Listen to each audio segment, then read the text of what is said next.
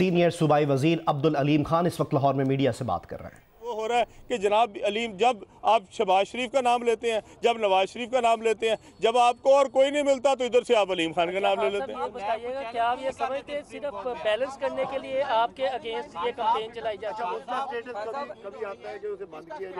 है? Orange line को मैं आपको बिल्कुल कैटेगोरिकली बता दूं, ये बिल्कुल बंद नहीं हो रही। इसके ऊपर गरीब सूबे का, गरीब अवाम का 300 अरब रुपया लग चुका है। अब इसको मैं अगर चाहूँ भी तो मैं बंद नहीं कर सकता, तो इसलिए ये बिल्कुल बंद नहीं हो रही, ये चलाई जाएगी। अलबत्ता उसके खसारे को कम करने के लिए मैं उसको कमर्शलाइज करना चाह रहा हूँ, उसके जितने स्टेशन हैं उनको कमर्शलाइज करना चाह रहा हूँ, ताकि वहाँ से कोई ना कोई पैसा तो जनरेट हो, जिससे कम से कम इसका खसारा कम हो। आज से 5 साल बाद हम 120 अरब रुपया सालाना देंगे सिर्फ ऑरेंज लाइन ट्रेन चलाने के लिए। 120 अरब रुपया सालाना, जो 10 अरब रुपया हर महीने का बनता है। ये जो माशाल्लाह हमारे यहाँ पे जो बादशाह सलामत थे, जिनके लिए हम सब रियाया थे और वो हमारे बादशाह थे, उन्होंने इस तरह की हरकतें कर दी हैं कि हम वो सिर्फ खुद तो चले गए हैं, सारी उम्र के लिए हमें मकरूज कर गए हैं। और ये जो पैसे हैं ये गरीब आवाम जो है अपने खून पसीने से अदा करती रहेगी इनकी शाह खर्चियों की, क्योंकि इनको पसंद था कि यहाँ से एक ऑरेंज ट्रेन चले जिसमें ये माल्टे खाते हुए बैठे रहे। कब तक मुकम्मल होगा खान साहब? जी, ऑरेंज लाइन ट्रेन मेरे ख्याल में इंशाल्लाह ताला जून जुलाई तक मुकम्मल हो जाएगी। ये बताइएगा कि आप पीटीआई के सीनियर रहनुमा हैं, फयाजुल हसन चौहान, फवाद चौधरी और फैसल वावडा जिस तरह की ज़ुबान इस्तेमाल करते हैं, क्या आप समझते हैं इस तरह की उन्हें ज़ुबान मीडिया के खिलाफ और सियासी मुखालफिन के खिलाफ इस्तेमाल करनी चाहिए? ये तो जी, मैं तो ये कह चुका हूँ कि जो हमारे जो भाई हैं, जो हमारे कुलीग हैं पंजाब में, मैं तो उनका जवाबदेह था। मैंने उनके लिए आप सबसे माजरत कर ली है, और मैं अगर इस लहजे को या इस तरीके को पसंद करता होता तो कभी माजरत न करता। खान साहब पतंगबाजी के बताइए कि सॉलिड वेस्ट की आप मीटिंग करते रहते हैं, सफाई का इशू है, थोड़े हालात खराब हैं सफाई के वजह से, आप बताएंगे कि यार जो ये कर रहे हैं फलां डेट तक या 6 माह में जो है ये बेहतरी आनी सबसे प्लान असल में क्या? रामपुर का हल्का है, मोहसिन लगारी का, वहाँ पर 22 साल से गुज़श्ता जो है गोपांग कॉलोनी के अंदर गटर बंद है, गलियाँ बंद पड़ी हैं, बड़ा ज़्यादा पानी खड़ा है, शहरियों को बड़ा मुश्किलात का सामना करना पड़ा है। देखें, जो प्लान है सबसे ज़्यादा ज़रूरी वो ये है कि सॉलिड वेस्ट जो है एक बहुत बड़ा इशू है, और इशू ये है कि इस वक्त बहुत बड़ी तादाद में जो वेस्ट है वो हर रोज़ जो है वो शहरों से निकल रहा है, देहातों से निकल रहा है। देहात में तो आज तक कोई मैकेनिज़्म ही नहीं है। देहात के अंदर जितना भी कूड़ा निकलता है वो देहात के अंदर ही इर्द गिर्द जो है वो सारे फेंक देते हैं, और वही ज़मीन के अंदर जा रहा है। और उससे ये हो रहा है कि जितनी देहात की ज़मीन है वो सारी पलूट हो रही है, क्योंकि ये कूड़े से जितना भी जो गंद नीचे जाता है वो सारे का सारा ज़मीन अब्जॉर्ब करती है, और ये सारा पानी के साथ मिलके फिर वहीं पे ट्यूबवेल लगते हैं और वो वहीं पे नलके लगते हैं और वहीं से वो पानी पीते हैं। इसलिए इतनी ज़्यादा जो बीमारियां हैं हमारे शहरों में और हमारे देहातों में इसलिए हो रही हैं। और शहरों का मसला ये है कि आपने जहाँ पे लैंडफिल्स बनाई हैं वहाँ पे भी ये सारा गंद इकट्ठा हो रहा है। लाहौर में भी लैंडफिल हैं, लेकिन अगर आप वहाँ जाके देखें तो इतने बुरे हालात हैं कि वहाँ पे हर तरह का जानवर वहाँ पे आ रहा है, वहाँ पे गंद है, गलाजत है। तो इसके लिए मैंने हल ये निकाला है कि हम इसको वेस्ट टू एनर्जी पे कन्वर्ट करेंगे। जितनी भी हमारे बड़े शहर हैं, जैसे लाहौर है, गुजरांवाला है, फैसलाबाद है, मुल्तान है, पिंडी है, इस सारों में मैं जो है वो अपनी सारा सॉलिड वेस्ट जो है 100% उसको कन्वर्ट करके इससे बिजली बनाएंगे, और इसमें कोई भी हमें उसके बाद लैंडफिल की ज़रूरत नहीं रह जाएगी। हम कहीं जाके कचरा डंप नहीं करेंगे, हम कहीं जाके अपना गलाज़त जो है वो डंप नहीं करेंगे। हम अपने आबो हवा को बचाएंगे, हम अपनी ज़मीन को बचाएंगे। और इंशाल्लाह इस साल के अंदर ये जो 6 शहर हैं बड़े, इन सारों में, क्योंकि अगर मैं सियालकोट में लगाऊंगा तो उसके इर्द गिर्द का सारा सियालकोट में जो है कचरा इकट्ठा करके वहाँ पे एक ख़ास मकदार में कचरा चाहिए होता है इस प्लांट को चलने के लिए, उससे कम तादाद में वो नहीं चल सकता। लाहौर में हमारे पास इस वक्त कैपेसिटी है कि हम 2 लगा सकते हैं, एक की बजाय 2 लगा सकते हैं, जिससे तकरीबन 40 से 50 मेगावाट जो है वो एक से हम जनरेट कर सकते हैं। तो बिजली भी इससे पैदा हो जाएगी, बिजली की ज़रूरियात भी पूरी करने में मदद मिलेगी, और साथ साथ आपके शहर भी साफ़ होंगे। इसके अलावा शहर साफ़ करने का, देहात साफ़ करने का और कोई तरीकाकार नहीं है। लैंडफिल जो है वो इसका इलाज नहीं है। पतंगबाजी के हवाले से बताइएगा कि बलदियाती मसौदा एक्ट कब तक पंजाब असम्बली में पेश किया जाएगा, तो इस दफा करेंगे या अगली दफा करेंगे? जी, इस दफ़ा नहीं कर रहे क्योंकि वो हमारे लीगल डिपार्टमेंट के पास है। उसके ऊपर जितनी भी लीगल फॉर्मेलिटीज़ है वो पूरी करेंगे। जब उसके ऊपर उनकी तरफ से हमें ग्रीन सिग्नल आएगा उसके बाद हम पेश करेंगे। पतंगबाजी के हवाले से कंफ्यूजन बरकरार है, इसको पंजाब हुकूमत किस हद तक टेकअप कर रही है, कोई इस पे वाज़ेह गाइडलाइन? मेरे ख्याल में पतंगबाजी के ऊपर अभी कोई फैसला फाइनल नहीं हुआ। जैसे ही फैसला फाइनल होगा वो मेरे ख्याल में सीएम साहब जो है वो अनाउंस कर देंगे।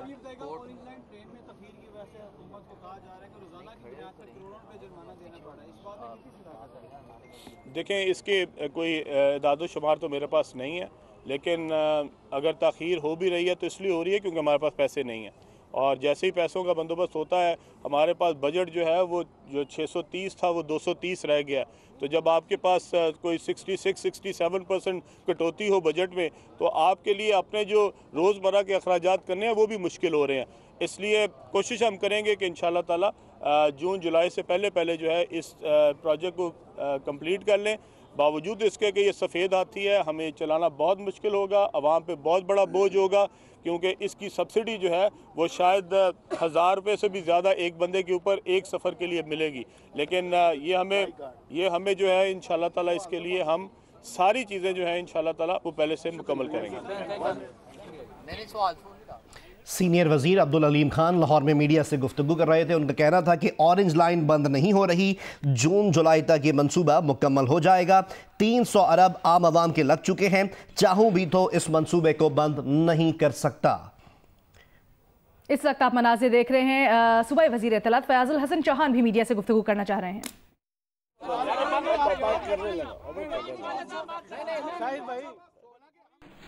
मनाजिर आप अपनी टीवी स्क्रीन पर देख रहे हैं। अब से कुछ देर पहले अलीम खान ने मीडिया से गुफ्तगू की, अब फयाजुल हसन चौहान मीडिया के सवालों का जवाब दे रहे हैं। आगे बढ़ते हैं और शामिल करेंगे सेक्रेटरी इत्तलात पीपल्स पार्टी नफीसा शाह का बयान, जो कहती हैं कि इमरान खान ने 2 पाकिस्तान बना दिए। उन्होंने कहा कि अलीमा खान से मनी ट्रेल पूछना मना है, पीटीआई के वजीर कानून से बाला हैं, दाखिला के मुमलिकती वजीर के भतीजे से मनुशियात पकड़ी गई, वजीर ओहदे पर कायम है। नफीसा शाह का यह भी कहना था कि आजम स्वाति से मुतालिक अदालत से झूठ बोला जाता है, वो ताहाल वजीर हैं, जुर्म पंजाब के वजीर का बेटा करता है, पकड़े पुलिस वाले जाते हैं।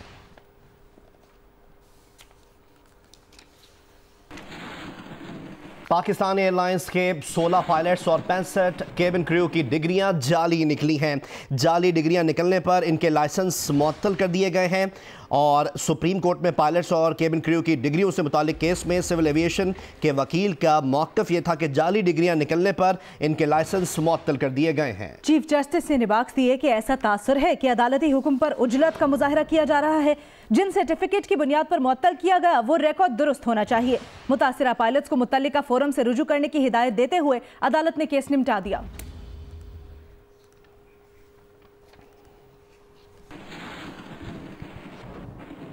आईपीपीएस के साथ मुआहदे हमारे गले का फंदा बने हुए हैं। पता नहीं कौन लोग थे जिन्होंने मुआहदे किए। ये लोग डार्लिंग्स थे, ना तमाम लोगों को बिजली मिली, ना सनतों को अरबों खरबों का सर्कुलर डेट बन गया। सुप्रीम कोर्ट में आईपीपीएस को जायद अदायगियों से मुतल्लिक केस की समाअत हुई, जिसमें चीफ जस्टिस ने ये रिमार्क्स दिए। चीफ जस्टिस ने यह भी कहा कि करोड़ों अरबों रुपए ऐसे ही अदा कर देते हैं, मामला नैब को भिजवा देते हैं। अदालत ने वफाकी वजीर पावर डिवीजन उमर अयूब को तलब कर लिया। सुप्रीम कोर्ट में रेलवे खसारा केस में समाअत के दौरान चीफ जस्टिस ने रिमार्क्स दिए कि हम ख्वाजा साहब को नहीं बुलाते, ये क्यों आते हैं। कहा कि हमने ऑडिटर जनरल से जवाब मांगा था, अगले हफ्ते जवाब आ जाए तो केस सुनेंगे। रेलवे खसारा केस की समाअत अगले हफ्ते तक मुलतवी कर दी गई। मुस्लिम लीग नून के रहनुमा ख्वाजा साद रफीक कहते हैं 71 सालों में मुल्क बनाने वालों को जेलों में डाला गया और गद्दारी के इल्जामात लगाए गए। उनके साथ भी यही किया जा रहा है, मगर यह वक्त ज्यादा अरसा नहीं रहेगा। पाकिस्तान की रवायत है, पहली बार नहीं हुआ 71 साल में इस मुल्क में मुल्क बनाने वालों, इस मुल्क को बनाने वालों की औलादों को जेलों में जाना पड़ा है। उन्हें कभी गद्दार का टाइटल मिला है, कभी उन्हें चोर कहा गया है, कभी उन्हें बागी कहा गया है। यही कुछ ख्वाजा रफीक शहीद के साथ हुआ, यही कुछ मेरे साथ किया जा रहा है। मगर ये प्राइस पे करने के लिए तैयार है, इसलिए प्राइस पे करने के लिए तैयार हैं कि अगर आप पाकिस्तान से प्यार करेंगे और जमहूरियत के लिए आवाज़ बुलंद करेंगे तो फिर आपको जेल भी जाना है और आपको इल्ज़ामात का सामना भी करना है, लेकिन ये वक्त रहेगा नहीं। कराची में पुलिस एहलकारों की टारगेट किलिंग में मुलव्विस मुलजिम को सुखन से गिरफ्तार कर लिया गया। एसएसपी सैयद इरफान बहादुर ने बताया कि गिरफ्तारी मक्की शाह मेहरान हाईवे के करीब से अमल में आई। मुलजिम से दस्ती बम, राइफल और पिस्टल बरामद किया गया है। गिरफ्तार मुलजिम रोशन के खिलाफ मुख्तलिफ थानों में 38 मुकदमात दर्ज हैं।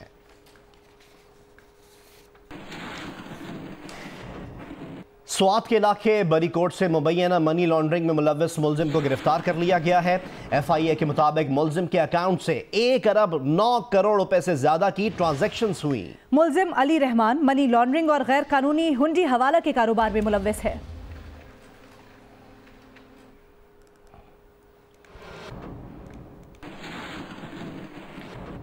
गुजरावाला में जायदाद के लिए मुलजिम ने मां और बहन को कत्ल कर दिया। हाफिजाबाद में भी एक शख्स ने फायरिंग करके अपने 2 सगे भाइयों को कत्ल कर दिया। उधर DI खान में फायरिंग से बाप जां बहक और बेटा जख्मी हो गया।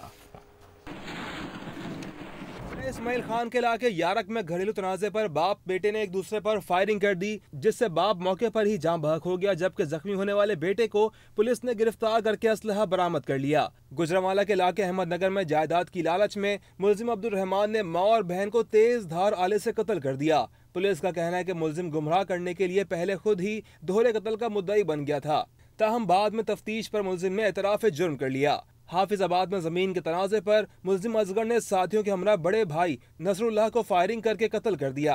बाद में दूसरे भाई जफर को अगवा किया और कत्ल के बाद लाश नहर में फेंक दी। पुलिस मुकदमा कत्ल में अब तक सिर्फ एक मुलजिम को गिरफ्तार करने में कामयाब हुई है, जबकि मरकजी मुलजिम असगर अब तक कानून की गिरफ्त में नहीं आ सका है। एक और अपडेट आपसे शेयर करें। रहीबियार खान में रात गए 36 इंच कुतर की जेर जमीन गैस पाइपलाइन में आग लगने से पंजाब के कई इलाकों में गैस की फराहमी मुअत्तल हो गई। मुतासरा पाइपलाइन की मरम्मत का काम शुरू कर दिया गया है। पाइपलाइन में आग लगने से गन्ने की फसल और बागात को शदीद नुकसान पहुंचा है। सुई से कादराबाद जाने वाली 36 इंच कुतर की जेरे जमीन पाइपलाइन में भोंग के मकाम पर धमाका हुआ और करीबी खेतों में आग लग गई। असिस्टेंट कमिश्नर अब्बास रजा के मुताबिक पाइपलाइन में आग ज्यादा प्रेशर के बाइस लगी। बम डिस्पोजल स्क्वाड ने इलाका क्लियर करार दे दिया है। पाइपलाइन की मुरम्मत का काम भी शुरू कर दिया गया है। चीफ इंजीनियर सुई नॉर्दर्न गैस शोएबुर रहमान के मुताबिक मुरम्मती काम की तकमील का हतमी वक्त नहीं बता सकते। गैस लाइन में धमाके के बाद गुजरावाला, फैसलाबाद और सरगोदा समेत मुख्तलिफ इलाकों में घरेलू और सनती सार्फिन के लिए सप्लाई मुअत्तल हो गई। घोटकी के करीब रात गए गैस पाइपलाइन में धमाके से करीबी खेतों में आग लग गई थी। Bomb disposal squad, civil defence के अमला और फायर ब्रिगेड की 4 गाड़ियों की मदद से 7 घंटों की कोशिशों के बाद आग पर काबू पाया गया। आग लगने से गन्ने की फसल और बागात को भी शदीद नुकसान पहुंचा था, जिसमें मकामी काश्तकारों ने नुकसान के अजाले के लिए एहतजाज भी किया। और जैसा कि अब से कुछ देर पहले हमने देखा भी कि फयाजुल हसन चौहान जब मीडिया से गुफ्तगू के लिए आए तो सहाफ़ियों ने उनके खिलाफ नारे लगाए, जिसके बाद वो सहाफ़ियों से गुफ्तगू किए बगैर वापस चले गए।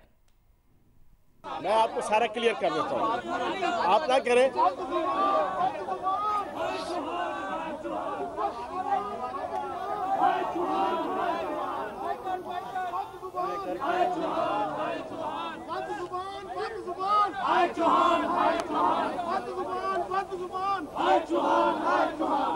अच्छा, आप सुन लें कि नहीं सुना? आप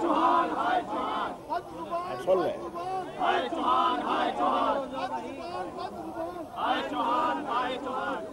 हो गया भाईजान, आप सुन लें।